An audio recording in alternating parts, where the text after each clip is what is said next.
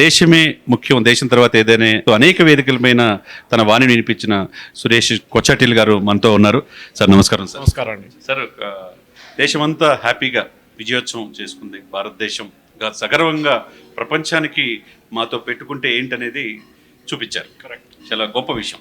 అదే సమయంలో మన దేశంలో ఉంటా ఈ యొక్క సమాచారాన్ని పక్క దేశాలకి ఇచ్చే ఈ యూట్యూబర్ల జ్యోతి మల్హోత్రా లాంటి వాళ్ళకి మీరేం చెప్తారు? అంటే ఇదే మనం అంటాం కదా, ఇప్పుడు దేశద్రోహులు అంటాం. మనం దేశద్రోహులు అనగానే ఇది వీళ్ళు నెగటివిటీ స్ప్రెడ్ చేయడం ఫస్ట్ అని, ఇప్పుడు స్పైయింగ్ సెకండ్, నెగటివిటీ ఫస్ట్ అనమాట. అంటే భారతదేశం ఓడిపోయింది, భారతదేశంలో రఫాల్ కొట్టుపడేశారు, మనం అన్ని ఎయిర్ ఫీల్డ్స్ అటాక్ చేసాం అని చెప్పి చాలా మటుకు నెగటివ్ న్యూస్ స్ప్రెడ్ చేశారు.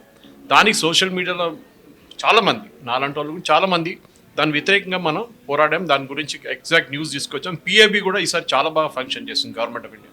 కానీ నాకు అన్నిటికంటే దాని నెరేటివ్ వార్ నడుస్తుంది. ఈ యుద్ధం ఒక్కటే కాదు, మీరు గాజా ఇజ్రాయెల్ వార్ చూడండి, యుక్రెయిన్ రష్యా వార్ చూడండి, వీళ్ళందరూ వీళ్ళ మెయిన్ ప్రాబ్లం ఏంటంటే వీళ్ళు మాట్లాడుతున్నది నెరేటివ్ వార్. మేము గెలుస్తున్నాం, మేము గెలిచేసాం, మా ప్లేన్లు పోయినాయి, మీ ప్లేన్లు పోయినాయి అని చెప్పి కొట్టుకుంటున్నారు.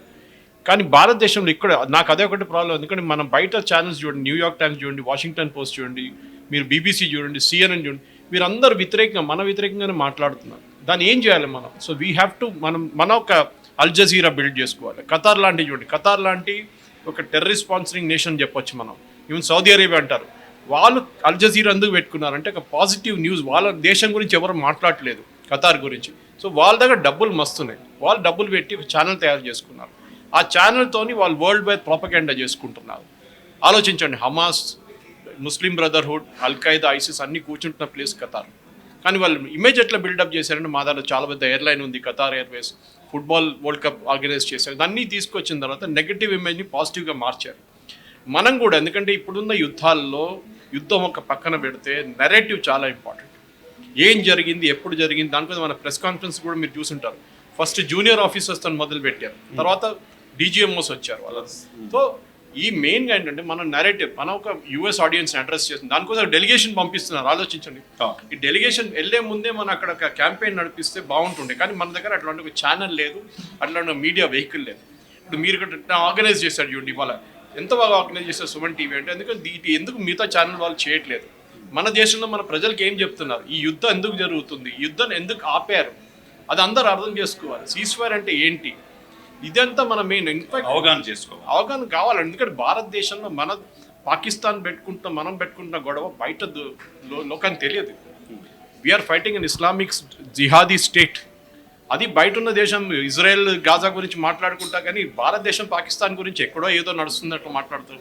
మళ్ళీ పాకిస్తాన్ వ్యూ పాయింట్ ఇస్తారు, ఏది మా మీద వచ్చి దాడి చేస్తారు భారత్ అని చెప్పేసి. మన ఇక్కడున్న 26 మంది పహల్గామ్లో చంపిన దాని గురించి మాట్లాడారు. ఇప్పుడు ఇదే జ్యోతి మల్హోత్రా లాంటి వాళ్ళు ఇప్పుడు బయటపడింది నా ఒక్కతే. కరెక్ట్. ఇప్పుడు మీరు కూడా చాలా వేదికల మీద, హైదరాబాద్ లో చాలా ఉంది, స్లీపర్ సెల్స్ ఉన్నాయండి. అదే విధంగా వెస్ట్ బెంగాల్ ఉన్నారు, మహారాష్ట్రలో ఉన్నారు.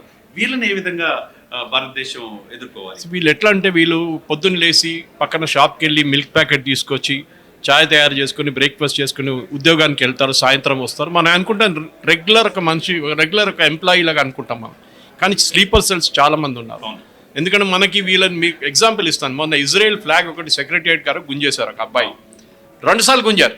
ఫస్ట్ టైం 12వ తారీఖు, దాని తర్వాత 17వ తారీఖు. 12వ తారీఖు మీరు యాక్షన్ తీసుకుంటే 17వ తారీఖు జరగబోతుండే. ఇప్పుడు ఆ యాక్షన్ ఇజ్రాయెల్లో నడుస్తుంది. న్యూస్ హైదరాబాద్ ఇట్లా జరిగిందని చెప్పేసి నేను ట్వీట్ చేశాను దాని గురించి. సో మన ఏం అర్థం చేసుకోవాలంటే స్లీపర్ సెల్స్ని ఐడెంటిఫై చేయడం చాలా డిఫికల్ట్. కానీ వీళ్ళది సోషల్ మీడియా హ్యాబిట్స్ చూస్తే తెలిసిపోతుంది. మీరు ట్రంప్ చూడండి, ఇప్పుడు ట్రంప్ వాళ్ళ యూఎస్కి ఎవరు వస్తున్నారో వాళ్ళు వీసా ఇస్తే కూడా వాళ్ళు ఎయిర్పోర్ట్కి వచ్చినప్పుడు ఫస్ట్ వాళ్ళు సోషల్ మీడియా చెక్ చేస్తున్నారు. మీరు ఏం రాశారు, హమాస్ గురించి రాశారా, మీరు ఇజ్రాయెల్ గురించి రాశారా, మీరు ప్యాలెస్టైన్ గురించి రాస్తున్నారు అని చెప్పి వాళ్ళని అక్కడి నుంచి పంపించేస్తున్నారు. అది మనం కూడా, మనకి ఇక్కడ అది ఒక నిఘా లేదు. మన ప్రాబ్లం ఏంటంటే మనకి రోడ్డు మీద యాక్సిడెంట్ చూసి నాకేం పోయింది అని చెప్పి అక్కడి నుంచి వెళ్ళిపోతారు. దేశం కూడా అంతే. మన దేశంలో ఎట్లా ఉందంటే మనం డ్రాయింగ్ రూమ్లో కూర్చొని ఐపీఎల్ చూసుకుంటే ధోని దగ్గర బ్యాటింగ్ ఎట్లా చేయాలని చెప్తాం మనం. అది మన ప్రాబ్లం అన్నమాట. సో మనం కూడా యాక్టివ్ సిటిజన్స్గా మన దేశం మనం చూసుకోవాలి. సైనికుల జాబ్ ఒకటే కాదండి, మనకు కూడా అందరికీ రెస్పాన్సిబిలిటీ ఉందన్నమాట. సో మీడియాలో నేను ఇన్ని సంవత్సరాలు ఉన్నప్పుడు కూడా 35 సంవత్సరాల నుంచి ఇదే చూస్తున్నాను. ఓ నెరేటివ్ బిల్డింగ్లో మనం ఎప్పుడు ఓడిపోతున్నాం భారతదేశం. కానీ దాట్ హ్యాస్ టు చేంజ్. ఈసారి గవర్నమెంట్ కొంచెం అగ్రెసివ్గా వెళ్ళింది. కానీ మనం ఇప్పుడు నుంచైనా, ఎప్పుడైనా ఏ ప్రాబ్లం అయినా కానీ మనం నెరేటివ్ బిల్డ్ చేయాలి. మనం చెప్పిన తర్వాత పాకిస్తాన్ రియాక్ట్ అయితే బాగుంటుంది, పాకిస్తాన్ చెప్పి మనం రియాక్ట్ చేసి కాదు. అండ్ దాట్ ఈస్ వాట్ మీలాంటి ఛానల్స్ దాటక్కడే చేయాలని చాలా మటుకు భారతదేశంలో అన్ని ఛానల్స్ కూడా ఇట్లాంటి పని చేయాలని నేను అనుకుంటున్నాను.